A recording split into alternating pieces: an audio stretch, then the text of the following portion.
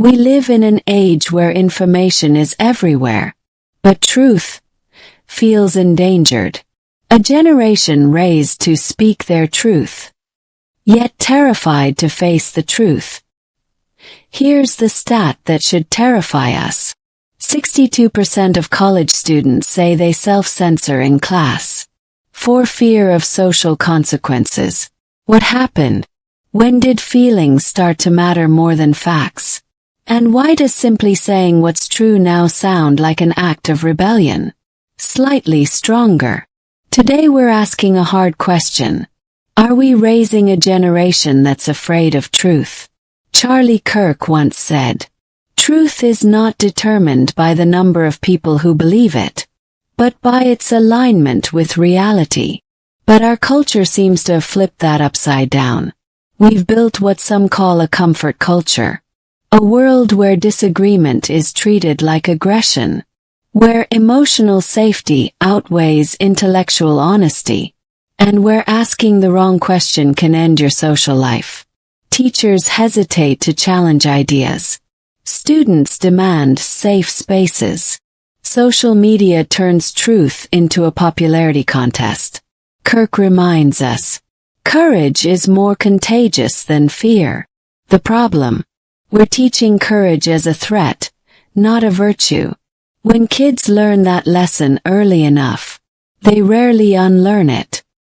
Here's what we're really doing. We're creating a generation fluent in performance. They know what to say. They know the social code.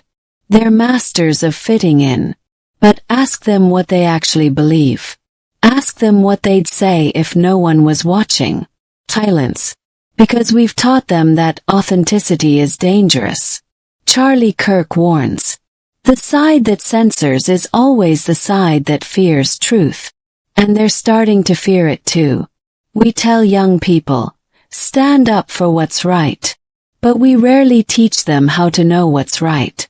Many grow up believing truth is subjective. That what's true for you may not be true for me. But if truth becomes personal, then morality becomes negotiable. And if morality is negotiable, anything is. Kirk puts it bluntly. If you remove God, objective truth, and moral order, you get chaos disguised as freedom. Not chaos because people are evil, but because we replaced moral anchors with emotional winds. We've traded conviction for comfort. And when truth feels uncomfortable, we silence it instead of facing it. The result? A generation that knows how to apologize for things they didn't do, but can't articulate what they actually believe. Kirk often argues education no longer teaches how to think, only what to think. And the data agrees. Critical thinking scores have dropped 40% in 2 decades, while anxiety and depression have soared. Debate is replaced with indoctrination. Students memorize narratives, but forget how to wrestle with ideas. Truth used to require thinking. Now it just requires trending.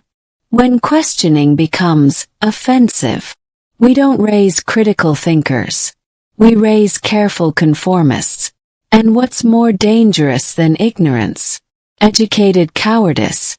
A mind that knows the truth, but is too afraid to speak it. That's the real crisis. Truth versus tolerance. Tolerance is a virtue. Respect matters. Civility is essential. But tolerance without truth becomes moral apathy. When we say, everyone's right in their own way, sounds kind. It sounds inclusive. But it quietly destroys accountability. Kirk says, telling someone the truth, even when it hurts, is the most loving thing you can do. Yet in our effort to be kind, we've confused kindness with silence. Disagreement isn't hate. Correction isn't judgment. Moral clarity isn't arrogance. Truth doesn't vanish when it's unpopular. Reality doesn't bend because it's inconvenient. The kindest thing a teacher can say is, "You're wrong. Here's why. Let's find what's true." Instead we say, Your feelings are facts. And we wonder why they're afraid. Censorship isn't always loud. Sometimes it's a whisper. Don't say that. Don't post that. You'll be alone. Fear spreads faster than courage. Silence is contagious. When truth becomes dangerous to speak, lies become safe to live. We end up raising people who know what's right, but choose to stay silent, because truth might cost them, like friends, grades, maybe their future. But every moral revolution began with someone who said, "This is wrong." The courageous are rarely comfortable. And we've eliminated the very conditions that produce that courage. We call it progress. We built an education system that teaches skills but not character. A society that rewards expression, but punishes conviction. Kirk says, when truth dies, civilization follows. Rome, Greece, Babylon.